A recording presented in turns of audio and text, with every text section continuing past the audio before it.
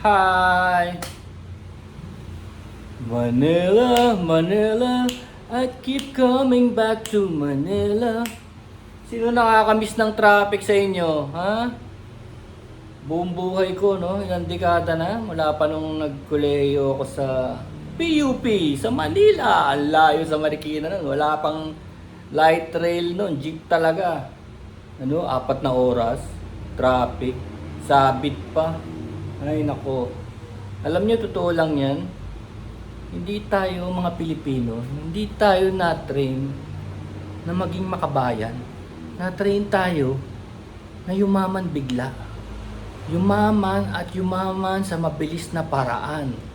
Yun ang training natin, yun ang ibinild sa atin.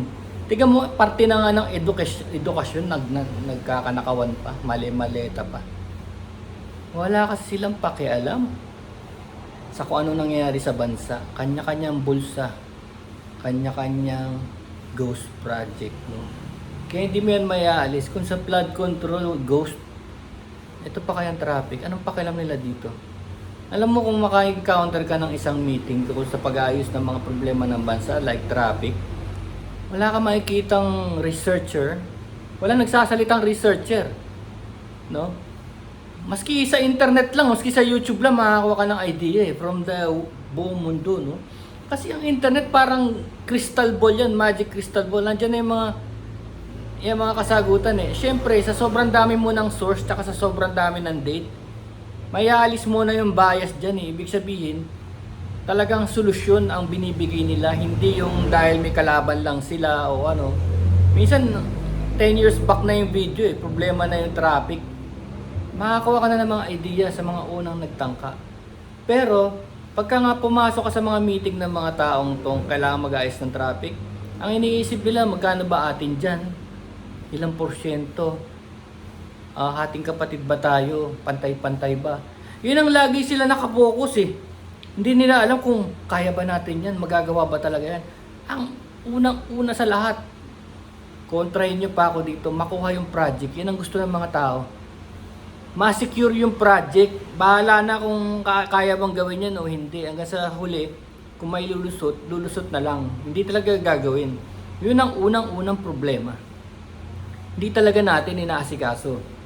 Pero, lumalabas niyan, parang ganun natin ito sa clap na ito, tayo ang pinaka-traffic, pinaka-congested sa buong mundo. Kita mo sa isang area daw, sa 14 million. Tapos yung urban planning natin, no? Nagkagera kasi nung nandito yung Amerikano, meron silang urban planning kasi sa kanila sa Amerika nagsimula yung urban planning. Kaso nagkaroon pa rin ng mga gera. So after the war, ang na-prioritize ng mga tao bumalik kagad sa kondisyon, ano? Ito ang nawawala, 5.4 billion pesos daily ang nawawala sa gasolina at sa hindi makapagtrabaho yung mga tao, no? Parang poor performance. Yun, 5.4 billion ang nawawala araw-araw sa isang bansa. Dapat kasi nagtatrabaho na kagad yung mga tao, hindi bagkus. Nag-uubos sila ng oras sa traffic. At syempre, sa kita nila. So, napakalaking problema. Ngayon sinasabi nila, meron silang sinasabi na teka, skip muna natin to. Live kasi to eh. Meron silang sinasabing parang grid patterns. Ano? Pwede natin maging isang idea yan. Siyempre ang pinakauna sa lahat yung rails. Dapat marami tayong mga rails, mga light rails. Kaya lang, huwag ka nang umasa pa. Napakabagal. Tsaka syempre nandiyan pa rin yung mga micro-politicking, no? So ngayon, yung ginawa sa atin is circumferential road, di ba? Circumferential, di ba? May mga C5, C6, di ba? C1, C2, C3. Ang problema, yung ibang sections ay hindi kumpleto, no? Ngayon, pag ang ibang section ay hindi kumpleto, hindi nila tutuluyan yan. Babalik sila sa main road like EDSA. Babalik at babalik dyan. Yung EDSA, over na sa paggamit. Ang design lang ng EDSA ngayon is 300,000 cars in a day. Ngayon nasa 400,000 na. So tsaka yung ganitong pattern sana, oh. Redundant sana, oh. Bukas sana lahat ng mga alternative roads, parang checkered, no? Wala yung nakaparada sa kalye, which is hanggang ngayon hindi pa rin natin makuha yung problema na pagka sinasabi hindi naman dito dumadaan yung makasakyan, pwede na siguro paradahan to. Yun, isa pang problema yun. Yung sanang redundant roads, yung mga alis, sana mapasukan yun. Hindi yung pinaparadahan dahil hindi masyadong sikat na kalye. Isa pa sa mga problema natin yun. Ito, nung panahon ng Amerikano, meron silang master plan na talagang parang star yan, eh. Hindi lang natuloy yun dahil nga nagkagera, no? Tapos pagbalik, kagaya ng mga bansang pagkagaling sa gera, kailangan nilang bumangon kagad. Di na muna nila pinansin yung mga plans before. Yun. Ayan, oh. Yung mga missing links, oh. May mga links tayo na hindi natutuloy. Tapos babalik talaga sa main road. Main road yung mga sasakyan. Tsaka syempre, ang dami nating sasakyan. Walang patid. Ang isang tao pwedeng mag-own ng 10 sasakyan. Bawat anak pwedeng magkaroon ng maraming sasakyan. Hindi man natin binibigyan ng priority yung mga motor, eh. Kahit na maliit lang ang kain nila, no? Hindi natin kailanman binigyan sila ng priority. Lagi na lang nasa nagmomotor ang checkpoints, ganun, problema, no? Lagi nakatutok sa mga motor na actually tumutulong sa mobility ng isang bansa. Hindi yun na-appreciate sa atin. Yun ang dahilan kung bakit imbis na tsaka yung pagbibisikleta, ang tagal ko na sinasabi, yung bikes. Gawa tayo ng konektadong mga bike lanes, konektadong bike lane. Kaya tignan mo, hindi na nag-progress yung tungkol sa bikes dahil pagkatapos kasi ng bike lane, kailangan yan ng bike parking doon sa may kumpanya. May bike parking siya. At pagkatapos nung, kailangan niya kahit na brief shower area lang. Kahit na, dapat may shower area. Kahit na sandali lang, kahit may bayad pa, naalala niyo yung mga 5 pesos, tapos 5 liters, gano'n. Kasi kailangan lang ma-refresh siya ng konti, maalis yung pawis, no? Para pagpasok naman niya sa opisina, hindi naman siya mabaho. So ito pang isang problema, private subdivision, na sinasara nila yung mga gates. Ekta-ektarya mga private subdivision, sinasara ang mga gates, oh. Kaya yung mga taong dadaan sana ng diretso, umiikot pa. Babalik uli sila sa mga EDSA, sa mga C5, no? Doon ang choice nila kasi iikutan nila, oh. Iikutan nila yung mga private subdivisions, kaya ng mga Green Meadows, Valle Verde, ganyan. Nawawalan pati yung yung tinatawag nating redundant roads. Kasi ang pinaprioritize kasi nila is private security at exclusivity. Which is mga, di ba? Di ba yung sinasabi ko sa inyo? Hindi tayo makabayan. Gusto lang natin ng mga ganyang privilege na pangmayayaman. No? Madaling, kasi kailangan mong yumaman ng gusto para maka-afford ka ng mga private na subdivision na ganyan. So yun ang, balik na naman tayo sa first and foremost na problema natin.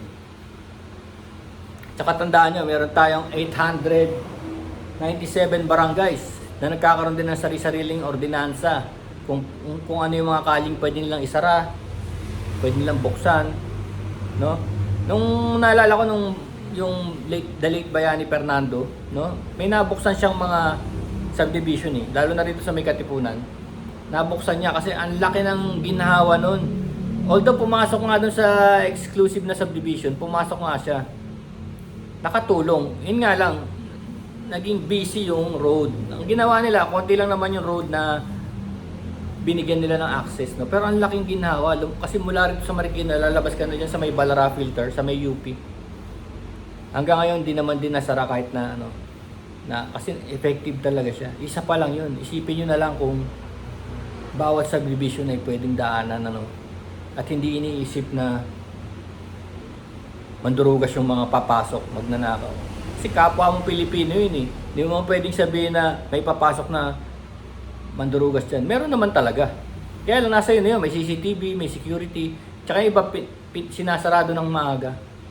Siguro mga 9 pa lang. 9 sarado na. Ayan o. So isa pa yan sa mga problema kung bakit traffic. And of course, wag natin kalimutan yung tungkol sa bike. No? Tsaka sana, maging visionary din tayo mga Pilipino na mangyari ito. Hindi na sinasabing puro reklamo, magtayo kang sariling bansa. O kaya, ay nako, di na yung problema yan. Sanay kami sa hirap. Sanay kami sa gutom. At wala kaming trabaho, hindi naman kami sumasakay. No? Hindi pwedeng ganun ng kaisipan. Tapos sila pa masusunod. No? Sila pa sobrang dami nila. No? Sobrang dami nila na ganun mag-isip. So, meron pa sila sinasabi rito Since hindi mo naman mapakonti yung mga sakyan at hindi mo mapaliit, hindi mo rin mapalaki yung mga highways, ang gumagawa sila ng mga skyway, no? Skyway. Kaya lang, ang pinapaliwanag dito, pagka nagbukas ka ng ganyan, na may bayad, so mayayaman lang makakadaan, no? Makakaiwas ng peak hours. Mapipilitan din yung mga taong lumabas ng may sasakyan. Kasi nilagay mo yung super highway, baka niya hindi na siya malilate kasi may super highway, tsaka pwede naman siya magbayad. So mapupuno din siya. Instead na dati mag-alternative source na lang siya ng transpo, binibigyan mo na naman siya ng alternative na magkotse na naman uli. Imbis na dati sumasakay na siya ng train, hindi, babalik na naman siya sa pagkakotse. No, dahil binigyan mo siya ng alternative. At syempre, kahit na may super highway ka dyan, babalik ka rin sa main. Babalik ka rin sa main highway. Kaya yung dating target dyan is bisikleta, tapos yung waterways, kung pabibilisin lang natin yung mga waterways na dumadaan sa metro, like yung Pasig River, di ba may mga sakyan naman yan? Una-una, sobrang baho naman talaga kasi hanggang ngayon hindi naman nila sa reklamo ng iba ayaw nilang gumamit ng mga waterways dahil pagdating nila sa opisina, amoy kanal na sila. Kasi yung Pasig River mismo, amoy kanal. Kaya ayaw nilang gumamit ng waterway. Isipin mo yun.